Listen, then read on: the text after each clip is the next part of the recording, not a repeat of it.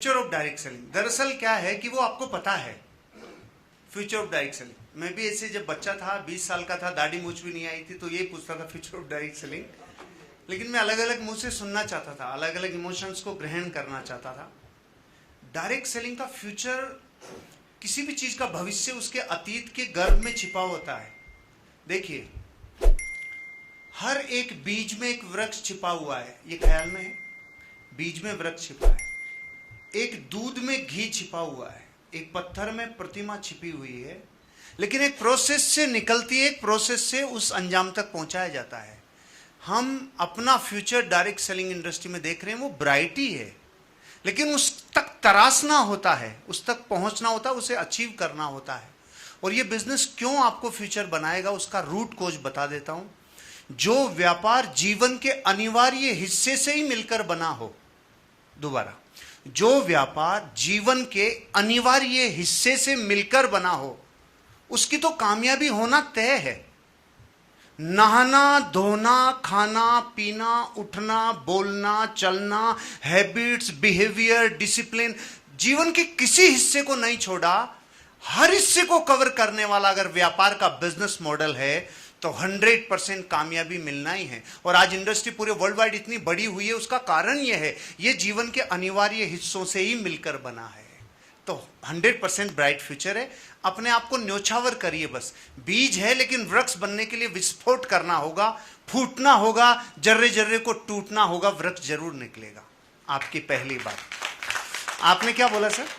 ओह, आपका तो इमोशनल बात थी, दीवाना कैसे बनाए। मुझे आज तक इस सवाल का आंसर नहीं पता, दीवाना कैसे बनाए। बस एक चीज सुनी थी मैंने कि जब भी आप अपने जीवन में अंदर और बाहर से एक हो जाते हो तो फिर ह्यूमन आपके साथ कनेक्शन बनता है। अमेरिका में जब भी कोई नई चीज होती है तो वो लोग रिसर्च करते हैं।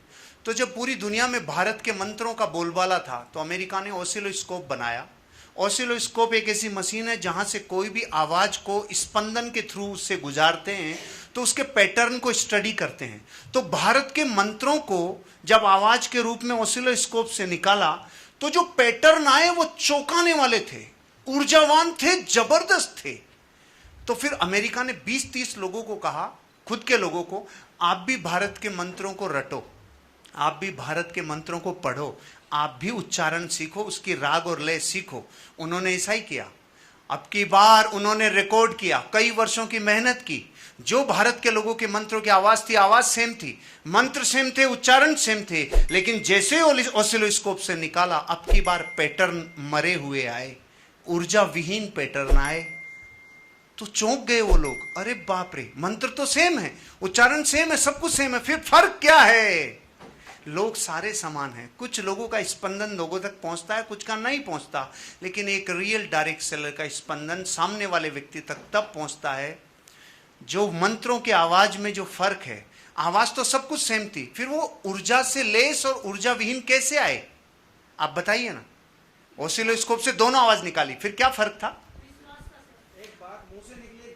उन्होंने आवाज केवल वोकल कॉर्ड से निकाली थी। वोकल कॉर्ड से निकलने वाली ध्वनियां तो पूरे 800 करोड़ लोगों को भगवान ने दिए, लेकिन वोकल कॉर्ड से निकलने वाली ध्वनि जब आपके भीतर के इमोशन से, विचारों से, आत्मा से निकलती है तो दोनों चीजें, इनर कोर और एक्सटर्नल कोर, दोनों कनेक्ट होती है।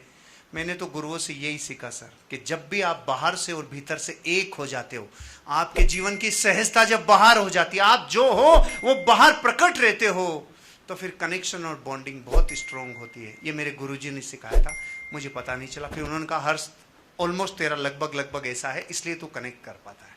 आपके सवाल का आंसर